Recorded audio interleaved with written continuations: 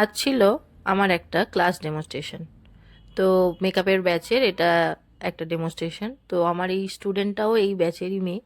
তো ওকে সাজিয়েছিলাম। ও খুব নার্ভাস ছিল যেহেতু ফার্স্ট টাইম ও এরকম শ্যুট করছে।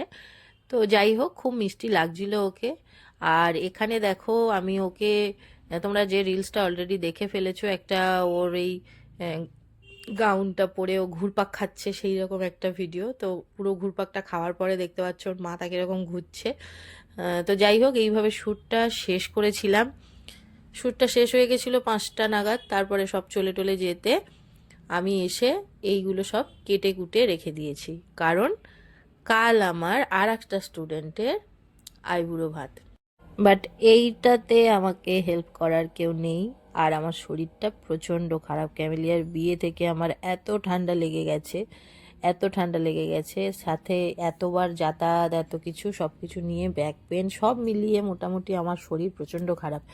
তাই অনেক কিছু না পারলেও যতটুকু পেরেছি করার চেষ্টা করেছি। তো কালকে রাইস হবে, তো সেই জন্য এই সবজিগুলো এসে কেটে নিয়েছিলাম। আর আজকে পায়েসের দুধটা বসিয়ে দিয়েছি, কারণ পায়েসটা আর চাটনিটা আজকেরই করে রাখবো, তাহলে কালকের আমার আরেকটু কাজটা ইজি হবে।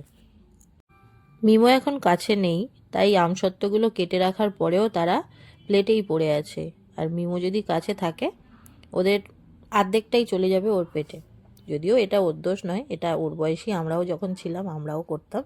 তো টমেটো, খেজুর, আমসত্ত্ব দিয়ে এই চাটনিটা তো আমার কাছে অমৃত, মানে আমি এতটাই ভালোবাসি। পায়েসটাও প্রায় হয়ে এসছে।